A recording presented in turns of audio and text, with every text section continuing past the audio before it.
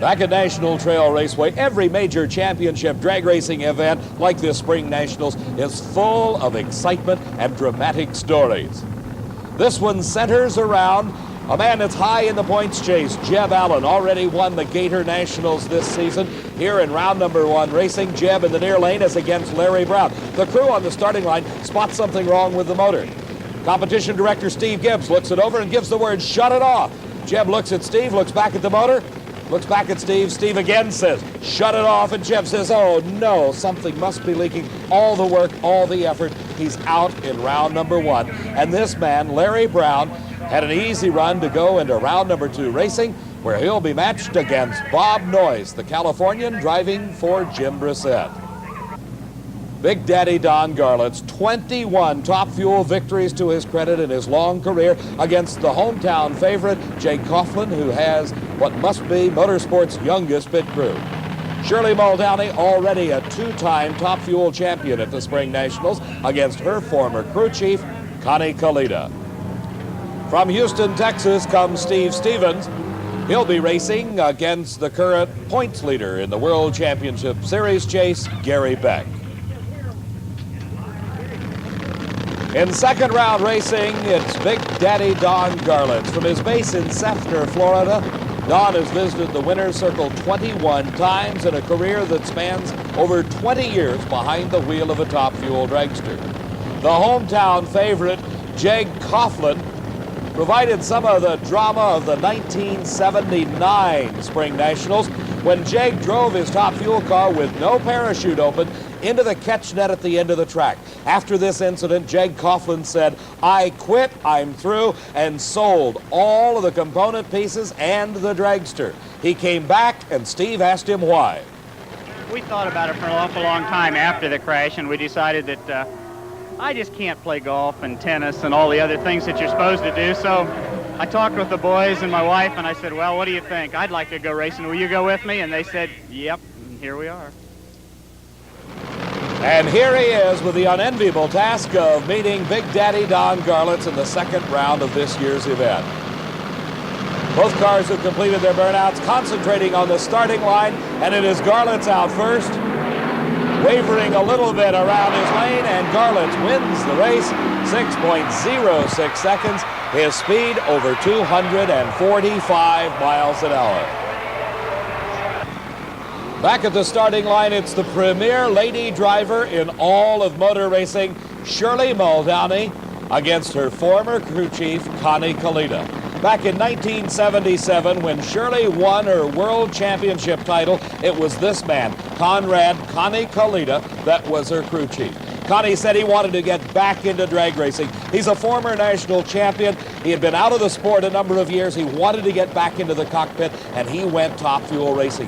He went racing so well that this year he met Shirley in the finals of the Winter Nationals. Shirley winning the race. Connie wants to avenge that loss. Steve talked to him about racing Shirley. You think you try harder sometimes against Shirley? I mean, maybe subconsciously a little more effort goes into racing Shirley Muldowney?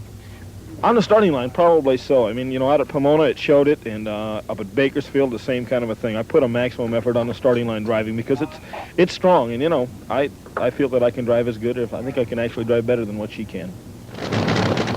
We'll find out in just a moment as final preparations being made to Connie Kalitta. Both drivers, the burnouts are completed, and it's all on the starting line. We'll see who has the best reactions. It looks like Shirley Muldowney beat Connie Kalitta off the starting line. A puff of smoke out of Shirley's car, but she wins it going away. 6.02 seconds her elapsed time. And yes, Connie Kalitta, you ran quicker, but Shirley got there first. 6 seconds flat for Connie Kalitta. Both lanes are racetracks as far as timing. There you saw the puff of smoke, and Shirley with a big victory. Her crew very happy in the turnaround, and so is Shirley. In the turnaround area is Steve Evans. What are they saying? You're excited. Oh, we're happy. God was good to me, Steve. Connie told me earlier that he thought he was a better driver than you are. He's kidding himself. He learned a lot by working with me. And, I don't know. He's a pretty good driver. You really concentrated on the tree this one, didn't you? I couldn't lose this one, you know. I'd never live it down, really. Go back to Mount Clemens, Michigan, they'd disown me. Looks like some motor problems, though. It was a head gasket. I felt it go away. Before I saw the lights coming, I just kept my foot in it. Okay, you guys are anxious. We'll see you next round. Okay. Back to the pits, Shirley Muldowney and her young crew. A lot of work to get them ready for the semifinals. As another pair of racers completing their burnouts. Larry Brown, he had the gift in round one when Jeb Allen was forced to shut off with an oil leak. Larry just taking over the driving chores of Mark Campbell's dragster. Mark from Columbus and Larry from Vandalia, Ohio. The big contingent of Ohio fans on hand, rooting for their hometown favorites. Bob Noice, faced with not only a tough competitor, but also a very strong headwind that's blowing directly into the face of these drivers and these cars as they go through the 1,320 feet of racing surface. A good lead by both cars, and something goes wrong with Bob Noice, and another easy go for Larry Brown, as the elapsed time reflects it, only 6.25 seconds. As we watch again, you'll see a bit of a hole shot for Larry Brown, and then a puff of smoke, the car making a violent move to the center line. Bob Noice keeping it in his own lane. But that's the end of the day for the team of Brissett and Noice, and into the semifinals goes the very happy crew from Ohio, Larry Brown and Mark Campbell and a whole bunch of people. Hey, clutch. Meanwhile, back on the track, the NHRA Safety Safari cleaning up the oil. A big emphasis on safety, and one of the most important items, that catch net that you saw Jake Coughlin hit earlier. Steve's going to tell us about it.